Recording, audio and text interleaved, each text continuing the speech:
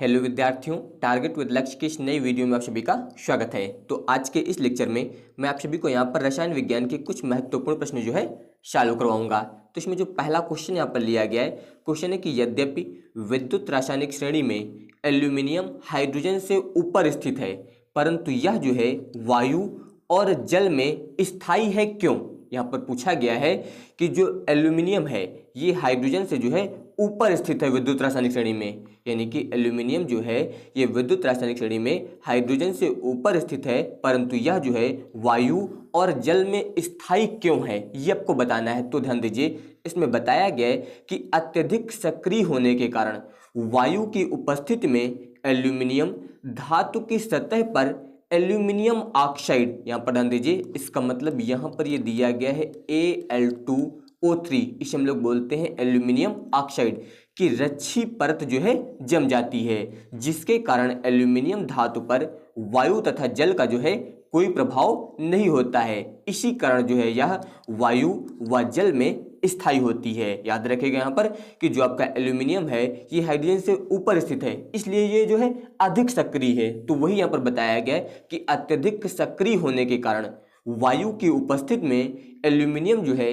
ये धातु की सतह पर एल्यूमिनियम ऑक्साइड यानी कि Al2O3 की जो है यहाँ पर रक्षी परत जम जाती है, जिसके कारण एल्यूमिनियम धातु पर जो है वायु तथा जल का जो है कोई प्रभाव नहीं पड़ता है।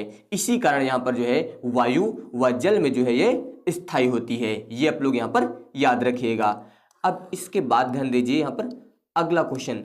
तो अगला क्वेश्चन यहाँ पर लिया गया इसमें कि भौतिक अधिशोषण एवं रासायनिक अधिशोषण में उपयुक्त उदाहरण द्वारा अंतर स्पष्ट कीजिए। तो यहाँ पर आपको भौतिक अधिशोषण इसके अलावा रासायनिक अधिशोषण में जो है अंतर बताना है। तो सबसे पहले ध्यान दीजिए यहाँ पर भौतिक अधिशोषण, इसके बारे में आप बता सकते हैं कि किसी ठोस की सतह पर जब गैस का अधिशोषण जो है वान डर वाल्स बलों के कारण होता है तो इसे बोला जाता है भौतिक अधिशोषण। याद रखिएगा यहाँ पर, जब यहाँ पर किसी ठोस की सतह पर गैस का अधिशोषण जो है वो वान डर वाल्स बलों के कारण होता है तो इसे हम लोग बोलते हैं भौतिक अधिशोषण।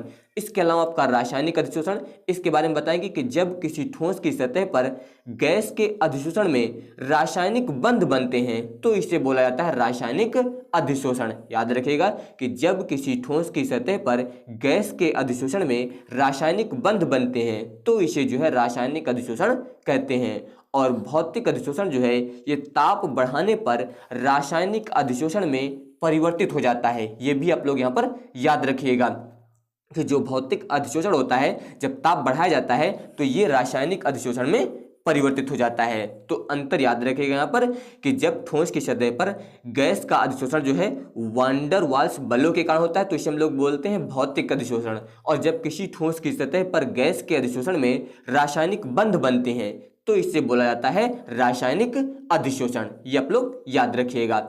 इसके बाद ध्यान दीजिए अगला क्वेश्चन यहाँ पर दिया गया है कि इयोशिन रंजक की उपस्थित में सिल्वर हैलाइड का सफेद अवक्षेप जो है रंगीन क्यों हो जाता है? तो रंगीन होने के कारण यहाँ पर इसका अधिशोषण है। याद रखिएगा यहाँ पर रंगीन क्यों होता है? अधिशोषण के कारण रंगीन होता है। तो वही यहाँ पर अंदेश में बताया गया है कि सिल्वर हैलाइड अवक्षेप के पृष्ठ पर इयोशिन जो है रंगीन यानी कि किसके कारण होता है? अधिशोषण हो जाता है। यहाँ पर इसी अधिशोषण के कारण यहाँ पर जो है ये रंगीन हो जाता है। ये आप लोग याद रखिएगा कि सिल्वर हैलाइड अवक्षेप के पृष्ठ पर इयोशिन जो है ये रंगीन यहाँ पर याद रखिएगा का अधिशोषण हो जाता है, यानी कि इसका अधिशोषण हो जाता है, इसी कारण यहाँ पर ये जो है रंगीन हो जाएगा। तो ये आप लोग यहाँ पर याद रखिएगा।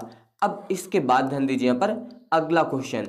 तो क्वेश्चन यहाँ पर है कि निम्नलिखित परिस्थितियों में क्या प्रेक्षण होंगे? यहाँ पर परिस्थितियां दी गई हैं। सबसे पहले दिया गया कि जब प्रकाश किरण पुंज कोलाइडी साल में गमन करता है। यहाँ पर आपको बताया गया कि इन परिस्थितियों में क्या होता है, ये आपको यहाँ पर बताना है। इसमें पूछा जा रहा है कि जब प्रकाश किरण पुंज जो है कोलाइडी साल में गमन करता है।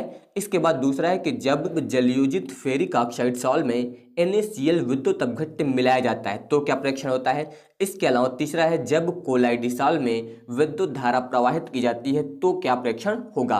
तो सबसे पहले ध्यान से पूछा गया था कि जब प्रकाश किरण पुंज जो है कोलाइडिसॉल में गमन करता है तो याद रखिएगा अगर वो गमन करेगा तो यहाँ पर जो है प्रकाश का प्रकीर्णन होगा और इसके अलावा जो है किरण का पथ जो है वो प्रदीप्त हो जाएगा। ये आप लोग याद रखिएगा पहली कंडीशन में। तो यहाँ पर ध्यान से बताया गया कि जब प्रकाश किरण पुंज कोलाइडिसॉल में गमन करता है तो प्रकाश का प्रकीर्णन होता है और किरण का पथ जो है वो प्रदीप्त हो जाता है। ये आप लोग याद रखिएगा। इसके बाद दूसरा था कि जब जलयोजित फेरिक ऑक्साइड सॉल में NaCl विद्युत अपघट्य मिलाया जाता है तो इसमें ध्यान दीजिए बताया गया कि जब जलयोजित फेरिक ऑक्साइड सॉल में NaCl विद्युत अपघट्य मिलाया जाता है तो फेरिक हाइड्रोक्साइड सॉल के कणों पर उपस्थित धनावेश जो होता है वो Cl- आयनों पर उपस्थित ऋण आवेश से उदासीन हो जाता है जिससे यहाँ पर स्कंदन हो जाता है। याद रखिएगा यहाँ पर कि जब जलयोजित फेरिक ऑक्साइड सॉल में NaCl विद्युत अपघट्य मिलाया जाता है तो फेरिक हाइड्रोक्साइड सॉल के कणों पर उपस्थित धनावेश जो होता है वो Cl- आयनों पर उपस्थित ऋण आवेश से जो है उदासीन हो जाता है जिससे यहाँ पर स्कंदन हो जाता है। इसके बाद ध्यान दीजिए तीसरा था यहाँ पर कि जब कोलाइडिसॉल में विद्युत धारा प्रवाहित की जाती है तो यहाँ पर ध्यान बताया गया कि जब कोलाइडिसॉल में विद्युत धारा प्रवाहित की जाती है तो कोलाइडी कण विपरीत आवेश युक्त इलेक्ट्रोड की ओर गमन करते हैं। यह परिघटना जो है विद्युत कण संचलन कहलाती है। याद रखिएगा कि जब कोलाइडिसॉल में विद्युत धारा प्रवाहित की जाती है तो कोलाइडी कण जो होते हैं वो विपरीत आवेश युक्त इलेक्ट्रोड की ओर गमन करते हैं। यह परिघटना जो है विद्युत कण संचलन कहलाती है।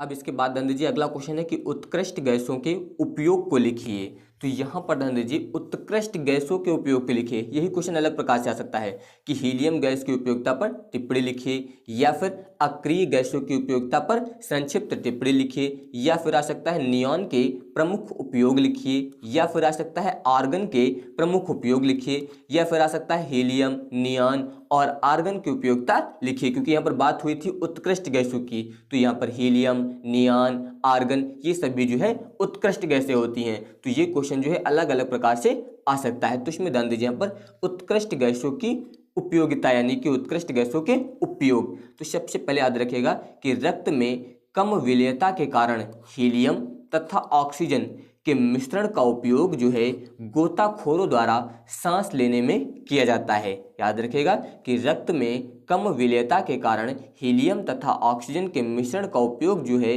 गोताखोरों द्वारा सांस लेने में किया जाता है। इसके बाद अगला पॉइंट याद रखिएगा कि हल्की तथा अज्वलनशील होने के कारण हीलियम जो है गुब्बारों तथा वायुयान के टायरों आदि को जो है भरने में प्रयुक्त होती है। यानी कि ये जो है हल्की होती है, इसके अलावा अज्वलनशील होती है। इसी कारण जो है हीलियम को गुब्बारों इसके अलावा वायुयान के टायरों आदि में भरा जाता है। ये आप लोग याद रखिएगा। इसके बाद ध्यान दीजिए अगला यहाँ पर है कि हीलियम का उपयोग जो है गैस शीतित नाभिकीय रिएक्टरों में किया जाता है। इसका उपयोग जो है नाभिकीय रिएक्टर में किया जाता है। इसके अलावा ध्यान दीजिए अगला यहाँ पर कि नियॉन का उपयोग कोहरे को भेदने वाले लैंप बनाने में किया जाता है। यानी कि जो नियॉन है इसका उपयोग हम लोग कोहरे को भेदने वाले लैंप बनाने में करते हैं। इसके बाद ध्यान दीजिए अगला है कि नियॉन ट्यूब विज्ञापन चिन्हों के रूप में और सजावट करने में प्रयुक्त होती है। याद रखिएगा कि जो नियॉन है ये ट्यूब विज्ञापन चिन्हों के रूप में और सजावट करने में प्रयुक्त होती है। ये आप लोग याद रखिएगा।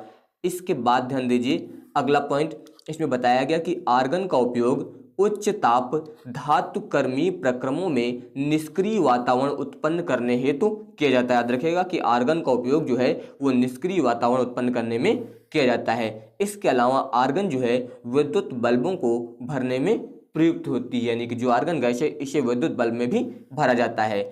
इसके अलावा क्रिप्टॉन और जीनॉन गैसें जो है आर्गन के स्थान पर बल्बों में भरने में प्रयुक्त होती है। यानी कि आर्गन के स्थान पर जो है क्रिप्टॉन और इसके अलावा जीनॉन गैस भी जो है विद्युत बल्ब में भर सकते हैं। इसके बाद ध्यान दीजिए अगला है कि क्रिप्टॉन और जीनॉन का मिश्रण जो है उच्च गति फोटोग्राफी के लिए प्रयुक्त कुछ चमकने वाली ट्यूबों में होता है। याद रखिएगा कि क्रिप्टॉन और जीनान का जो मिश्रण है इसे हम लोग उच्च गति फोटोग्राफी के लिए प्रयुक्त कुछ चमकने वाली ट्यूबों में करते हैं। इसके अलावा रेडान का प्रयोग जो है कैंसर की रेडियोथेरेपी चिकित्सा में किया जाता है। याद रखिएगा कि रेडान का प्रयोग जो है कैंसर की रेडियोथेरेपी चिकित्सा में किया जाता है, ये आप लोग याद रखेंगे। अब इसके बाद ध्यान दीजिए, अगला क्वेश्चन है कि अंतरा हैलोजन यौगिक के लक्षण या फिर गुण लिखिए। तो इसमें ध्यान दीजिए, यहाँ पर अंतरा हैलोजन यौगिकों के लक्षण या फिर बोल सकते हैं आप गुण। सबसे पहले इनकी प्रकृति जो होती है वो प्रतिचुंबकीय होती है। याद रखिएगा कि जो अंतरा हैलोजन होते हैं इनकी जो प्रकृति होती है ये प्रतिचुंबकीय होती है, ये आप लोग याद रखेंगे। इसके अलावा सभी अंतरा हैलोजन यौगिक वाष्पशील द्रव या ठोस होते हैं। याद रखिएगा जितने भी आपके अंतरा हैलोजन यौगिक होते हैं ये सभी वाष्पशील द्रव या फिर ठोस होते हैं। इसके अलावा अंतरा हैलोजन यौगिक जो है सह संयोजक प्रकृति के तत्व हैं, यानी कि ये जो है सह संयोजक प्रकृति के होते हैं। इसके अलावा इनके भौतिक गुण अवयवी हैलोजनों के मध्यवर्ती होते हैं, यानी कि जो अवयवी हैलोजन होते हैं इनके भौतिक गुण जो उनके मध्यवर्ती होते हैं। इसके अलावा इनके गलनांक तथा क्वथनांक जो है अपेक्षित मानों से थोड़े उच्च होते हैं। याद रखिए यहाँ पर जो अंतरा हैलोजन यौगिक होते हैं इनके गलनांक तथा क्वथनांक जो होते हैं वो अपेक्षित मानों से थोड़े से उच्च होते हैं। इसके अलावा इनकी क्रियाशीलता जो है सामान्यता हैलोजन से अधिक होती है, यानी कि जो सामान्यता हैलोजन होते हैं यहाँ पर अंतरा हैलोजन की जो क्रियाशीलता होती है उनसे अधिक होती है। इसके अलावा ये जो है प्रबल आक्षिकारकों की भांति कार्य करते हैं। याद रखिएगा कि जो अंतरा हैलोजन यौगिक होते हैं ये प्रबल आक्षिकारक की भांति कार्य करते हैं। इसके अलावा बता सकते हैं कि अंतरा हैलोजन यौगिक जो है असंतृप्त हाइड्रोकार्बन से क्रिया करके यौगोत्पाद बनाते हैं। ये आप लोग याद रखिएगा कि अंतरा हैलोजन यौगिक जो है असंतृप्त हाइड्रोकार्बन से क्रिया करके यौगोत्पाद बनाते हैं। इसके अलावा ये जो है जल से क्रिया करके अपघटित होकर हैलाइड तथा हाइपोहैलाइट बनाते हैं। ये आप लोग याद रखिएगा यहाँ पर। जैसे कि मान लीजिए यहाँ पर हम लोग प्रयोग करते हैं AB, यानी कि ये आपका है अंतरा हैलोजन यौगिक। इसकी क्रिया आप करा दीजिए जल से, यानी कि H2O से। तो जब H2O से कराई जाएगी तो इसमें से यहाँ से जो H2O है इसमें से एक H निकलेगा और यहाँ से ये B, इस प्रकार से। इसके अलावा यहाँ पर एक H बचेगा और O, और यहाँ पर ये दिया गया था A। तो इस प्रकार यहाँ पर ये बन जाएगा हैलाइड। यहाँ पर ये जो बना है इससे आप बोलेंगे हैलाइड, और ये जो बना है इससे बोला जाता है हाइपोहैलाइट। ये हो जाएगा हाइपोहैलाइट। यहाँ पर ये इसे लिखेंगे आप हाइपोहैलाइट। तो वही यहाँ पर बताया गया था कि ये जो है जल से क्रिया करके, ये यानी कि अंतरा हैलोजन यौगिक ये जो है जल से क्रिया करके अपघटित होकर हैलाइड तथा हाइपोहैलाइट बनाते हैं। ये आप लोग यहाँ पर याद रखिएगा। अब इसके बाद ध्यान दीजिए, अगला है विरंजक चूर्ण का रासायनिक नाम लिखिए। तो यहाँ पर ध्यान दीजिए विरंजक चूर्ण की बात हुई जिसे हम लोग बोलते हैं ब्लीचिंग पाउडर। याद रखिएगा विरंजक चूर्ण या फिर इसे बोला जाता है ब्लीचिंग पाउडर। इसका आपको रासायनिक नाम बताना है, यानी कि जो ब्लीचिंग पाउडर होता है यानी कि जो विरंजक चूर्ण होता है इसका रासायनिक नाम क्या होता है। तो यहाँ पर ध्यान दीजिए विरंजक चूर्ण का रासायनिक नाम, इसका रासायनिक नाम होता है कैल्शियम क्लोरो हाइपोक्लोराइट। याद रखिएगा कैल्शियम क्लोरो हाइपोक्लोराइट, या फिर इसे आप बोल सकते हैं क्लोराइट ऑफ लाइम। याद रखिएगा क्लोराइट ऑफ लाइम, या फिर आप बोल सकते हैं क्लोरीनेटेड लाइम। याद रखिएगा यहाँ पर विरंजक चूर्ण यानी कि जो ब्लीचिंग पाउडर होता है इसका रासायनिक नाम कैल्शियम क्लोरो हाइपोक्लोराइट, या फिर आप बोल सकते हैं क्लोराइट ऑफ लाइम, या फिर आप बोल सकते हैं क्लोरीनेटेड लाइम। ये आप लोग याद रखिएगा। इसके बाद ध्यान दीजिए अगला क्वेश्चन है कि F ब्लॉक के तत्वों की विशेषताएं बताइए। F ब्लॉक के तत्व यानी कि आप बोल सकते हैं संक्रमण तत्व। तो इनकी विशेषताएं आपको बताना है, तो आप बता सकते हैं कि F ब्लॉक के तत्वों की विशेषताएं। इसमें पहला आप बताएंगे कि इनके घनत्व जो होते हैं वो उच्च होते हैं तथा सामान्यतः परमाणु क्रमांक में वृद्धि के साथ जो है बढ़ते हैं। यानी कि यहाँ पर याद रखिएगा कि जो F ब्लॉक के तत्व होते हैं इनके घनत्व जो होते हैं ये उच्च होते हैं, और सामान्य परमाणु क्रमांक में जब वृद्धि की जाती है तो यहाँ पर इनके घनत्व जो होते हैं वो बढ़ते भी हैं तथा इसी क्रम में इनकी कठोरता भी बढ़ती है। यानी कि जैसे जैसे यहाँ पर इनका घनत्व बढ़ेगा उसी क्रम में इनकी कठोरता भी बढ़ती जाएगी। ये आप लोग याद रखिएगा। इसके बाद अगला है कि ये सभी परिवर्ती ऑक्सीकरण अवस्था जो है प्रदर्शित करते हैं। याद रखिएगा यहाँ पर कि F ब्लॉक के तत्व जो है ये परिवर्ती ऑक्सीकरण अवस्था जो है प्रदर्शित करते हैं। इसके अलावा इनके यौगिक जो है सामान्यतः रंगीन तथा अनुचुंबकीय होते हैं। याद रखिएगा, जो एफ ब्लॉक के तत्व हैं इनके जो यौगिक होते हैं ये सामान्यतः रंगीन तथा अनुचुंबकीय होते हैं, ये आप लोग याद रखिएगा। इसके अलावा लैंथेनाइड जो है लैंथेनाइड आकुंचन तथा एक्टिनाइड जो है वो एक्टिनाइड आकुंचन दर्शाते हैं, ये आप लोग याद रखिएगा। जो लैंथेनाइड होते हैं ये लैंथेनाइड आकुंचन और एक्टिनाइड जो होते हैं ये एक्टिनाइड आकुंचन जो है दर्शाते हैं, ये आप लोग याद रखिएगा। इसके अलावा सभी एक्टिनाइड जो है वो रेडियो एक्टिव तत्व हैं, याद रखिएगा। सभी एक्टिनाइड जो होते हैं वो रेडियो एक्टिव तत्व होते हैं, तो ये आप लोग यहाँ पर याद रखिएगा। तो अगर आप सभी को ये वीडियो पसंद आया हो तो इस वीडियो को लाइक, शेयर और हमारे चैनल को सब्सक्राइब जरूर करिएगा। धन्यवाद।